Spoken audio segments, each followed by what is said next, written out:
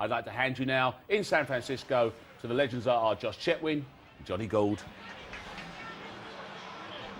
Thanks very much, Webbo. Thanks very much, Paul. Good evening, everybody. Well, it's good afternoon for us. Great pleasure to have you join us here in San Francisco, the city by the bay, for the 78th All-Star Game. And I tell you what, it's going to be an absolute thriller. This, of course, AT&T Park, the home of the San Francisco Giants. Talking of Giants, I'm joined by one on my left. JC, how are you, buddy? Goldie, it is so great to be here. You know, San Francisco is an amazing town. We've had so much fun here, but this is only the third All-Star game to be played in the city by the bay. Now, the National League won each of the other two in '61 and 1984, and they're going to hope that this being here is going to help a tremendous amount.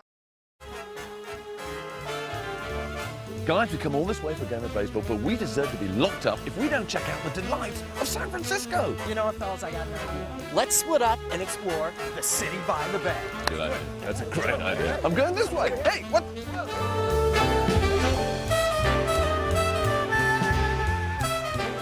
Don't let the sun fool you. It can get downright frigid here in San Francisco when the fog rolls in. As Mark Twain once said, the coldest winter he ever spent was a summer in San Francisco. And from 1934 to 1963, America's most famous prison was located here. And did you know it was Robert F. Kennedy who closed down Alcatraz when he discovered it was actually cheaper to house every single inmate at the local Hilton than it was actually to keep them on the rock.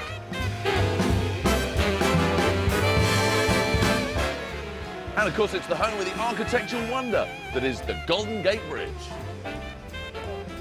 I'm standing here in San Francisco at Fisherman's Wharf, the center of the fish universe, the home of all things fish. Now, people from Seattle and Vancouver, they may argue with me in saying their town is fishier. But believe me, if you were here right now and gave a nice big whiff, believe me, this is the fishiest place on the planet. And all this can mean is, let's get something to eat. Local delicacy time. The one in San Francisco, you gotta have the clam chowder and the sourdough bread bowl soup. That's right, and it's so good, we even got some for the crew. Guys, are you hungry? Well, come on in. I think it's fattening. Okay. When you think of the streets of San Francisco, you think of hills, and it is the home of the mother of all long and winding roads. It's not long, it's short. But Eric, the song, long and winding, no? And because it is a city by the bay, and of course on the west coast, by the Pacific Ocean, it's the perfect Navy town. You know, a perfect place for splash hits. When visiting San Francisco, don't forget to check out the USS Hornet. Besides human beings, the other mammals indigenous to San Francisco are, of course, seals. And that makes perfect sense, because before the Giants moved out here from New York, their minor league team, the Pacific Coast League team, was called the San Francisco Seals. Their most famous export, the Yankee clipper, Joe DiMaggio. Now, we all know British public transport, it ain't the quickest. Check out the San Francisco cable car. It does 9.5 miles per hour. And you know what? There's no better way to get around town. Before there was AT&T Park /SBC /Pac Bell, there was this place, Candlestick, which was the home of the Giants for nearly 40 years. Now, it's Monster Park, and it's solely the home of American football's 49ers. Guys, I've really enjoyed my day, but I've got to be totally honest with you. I sort of think we've only scratched the surface of this great city. I couldn't agree more, JJ. I mean, as Eric will certainly attest to, the food here is just incredible. Awesome. Italian, Chinese, the seafood is amazing. Yeah, amazing. Johnny, Eric, don't forget, musical heartland. Jefferson Airplane, Grateful Dead, Huey Lewis in the News. Standards. You got I Left My Heart in San Francisco. Oh, great song. The classic, well, speaking of classics, you know, you got the classic films that were shot here. Bullets, yeah. Like that. Where's on the Rock?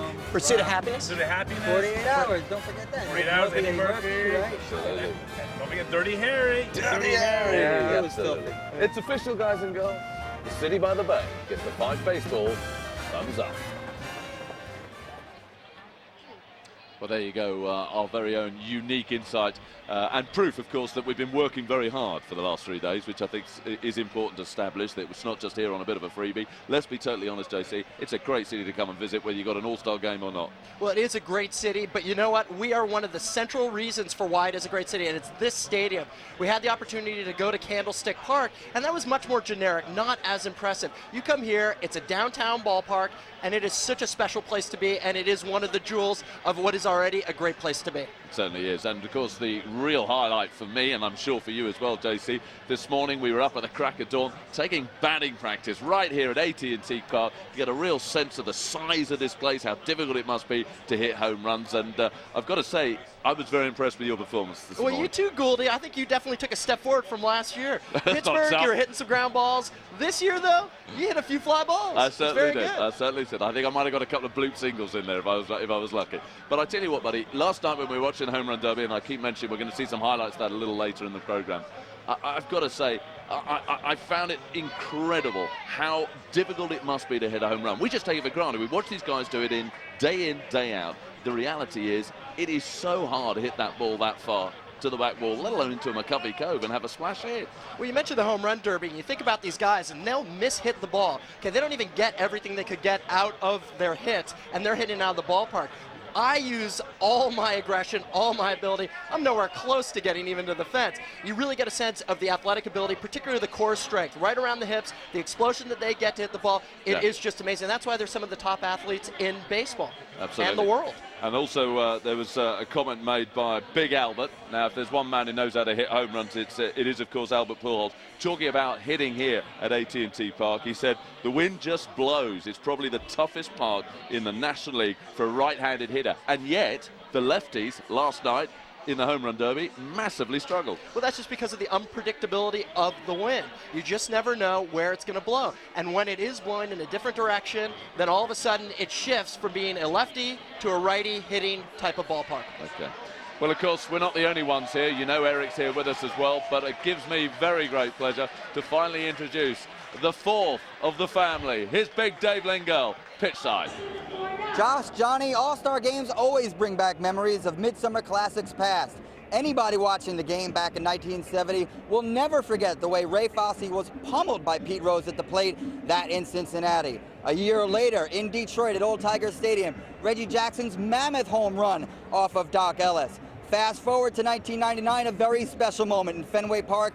Ted Williams on the field, surrounded by modern-day All-Stars, talking baseball. 2 years later, 2001 in Seattle, dramatically, Cal Ripken hits a home run, takes home the MVP. But for me, personally, it's all about 1984, when Dwight Gooden, a rookie sensation, took to the hill right here in San Francisco, a 19-year-old, the youngest ever to take the hill as an All-Star, and struck out the side. I am looking forward to seeing what memories we'll take away from the 78th All-Star game, which is coming at you very shortly. But you guys have stayed up very late. I know you're probably concerned. Will there be a rain delay? Well, not this time. Put those concerns to rest. We have uninterrupted All-Star baseball. I'll be joining Josh and Johnny up in the booth shortly, but for now, let's send it back upstairs. And our thanks, of course, to Big Dave. We'll be hearing from Dave Lengel a little later in the show as well. And Dave's just made reference, of course, to the weather. I can confirm it's not warm. You know, we came here when it was raining, and I was so looking forward to a bit of decent weather. When the wind gets up, as we know, this is not the warmest place in the world, and it makes life really difficult playing ball with that swirling wind, the cold, especially when you've got a few old-timers out there. Big Barry, 42 years old. Well, that's not going to be a big issue, not just for Barry Bonds, but for a number of other people as well. The legend that is. Well, guys, you can see the view we've got. What a position we're in. If you get a chance, check it out. The 5 sign alongside ESPN, alongside Fox, and you're getting it all live into your front door from all of us here in San Francisco. Well, part of our job while we're here is not just to hang out, sunbathe and take in the view, but also to interview players. We got a chance to do that yesterday. Here's just some of the results. If you hadn't been a professional ball player, what do you think you'd be doing now? I'd be playing basketball. You any good? Yeah. I actually I signed a letter of intent to go to the University of North Carolina to play basketball and baseball, but then I got drafted in the first round, so stuck to baseball. NASCAR. I'd love to drive NASCAR. I grew up a NASCAR fan, and actually had a drag car for a little while, and did that on the side, so really it's a lot good? of fun. I mean, I just did it just here and there. I didn't try to do it for money or nothing like that, but I like fast cars, and I think I could drive. I think I could drive NASCAR. Sitting home, getting fat, I guess. Watching the All-Star game today. I'd probably be in Sims, Alabama.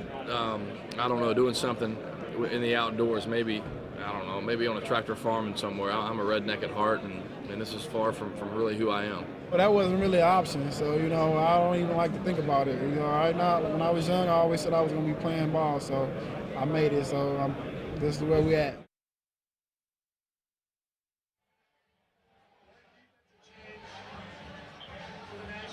Well, there you go. Just some of the thoughts what Major League Baseball players would do if they weren't playing ball. I tell you what, with those answers, JC, they're probably pretty happy they're making multi-million-dollar contracts, and this is all they are doing. Well, my favorite guy is Roy Oswalt because he is really a down-home type of guy. He said before, I don't want to play for too many years. Forget about it. I'm just going to go home, and I'm just going to chill. And so I don't know if he'll have a long career because he just loves being out there in the country. One thing you didn't see there was having a chat with Big Pappy, who had his sunglasses on, and I asked him, did he have a good time at the party the night before, and that why he was wearing his sunglasses. His response was, no, it's just because I'm a pimp. Well, it's great. These interviews are great because you really get a sense of the personality of these guys. Absolutely. And Big Pappy, a giant personality and much loved, it seemed, by the baseball writers as well, all the media that were there. Actually, one thing that did happen, very, very dramatic. Some guy had a fit in the middle of it all. Yeah, it was all pretty worrying, but thankfully we've been told he was absolutely fine. But the relationship with the press is very important when we're talking about setting yourself up for the Hall of Fame. Now, I don't think that David Ortiz is necessarily a Hall of Famer. Might be a bubble guy, but his relationship with the press might make a difference if he does go, because the guys will like him, they're the guys who vote, and they'll vote for him. I tell you what, British sport, and in particular Premiership footballers, could learn an awful lot from what we've experienced the last couple of days here. All the boys, I think they're there for about an hour. They're all sat beside their own personal table. They sit there, they answer all the questions. Everybody gets an opportunity. Obviously, you're not going to speak to all 15, 30 players that are there, but you do get a really good opportunity. You saw who we chatted with, Derek Jeter, etc. I mean, you get some big names, and you get great feedback. We've got our live pitch. Big Pappy unable to get the American League on the scoreboard, and joining us now, a man who follows the same training regime as Big Pappy. Great pleasure to welcome Big Davey Langal. How's it going, Johnny? All right, buddy. Nice to How are see you, you. Josh? Good to see you, David. Pleasure. You're looking good, buddy. Thank you very much. I don't want to be rude, but because you've joined us, we've lost our seats because we've got no room to bring you in. I'm sorry. I've been standing the whole time. It's about time you And were. eating like Eric Jansen. Exactly. What you haven't noticed off camera while we've been working, and working hard, I might add. Yeah. You've been there consuming more food. I hadn't eaten all day, Johnny. I've been getting ready for that big stand-up down there. So what's your reflections since you've been here? You've been here with us for 3 days. Yeah. Well, I got to tell you, guys, the All-Star game, I've been a little bit down on it the past few seasons, but for me, it's really come alive here in San Francisco. And don't forget, this is a two-team town. There's a lot of green out there right next to that orange. And, you know, it takes a city like San Francisco sometimes to breathe a little bit more life into the All-Star. Pittsburgh was great, but it's a smaller town, and the event has just gotten so big, and so much money comes into the city, and it's so important now, and San Francisco can really handle it perfectly. I think it's a great point he makes, AC, because everywhere you go here, there's posters, there's T-shirts, there's people wearing their T-shirts. It has just gone all-star crazy, San Francisco. I think what's very fascinating about the Bay Area, it is the one location in the United States where two teams can peacefully coexist. It's just not what you normally peacefully. see. And we're going to see next year. I wonder if there's going to be as much orange in the crowd as there is green this time, because, of course, we're in New York next year. We have at Yankee Stadium. They'll get booed the way the Dodgers get booed. But, guys, how bizarre was it that when they made the decisions about the banning shirts that the guys wear for the American League and the National League,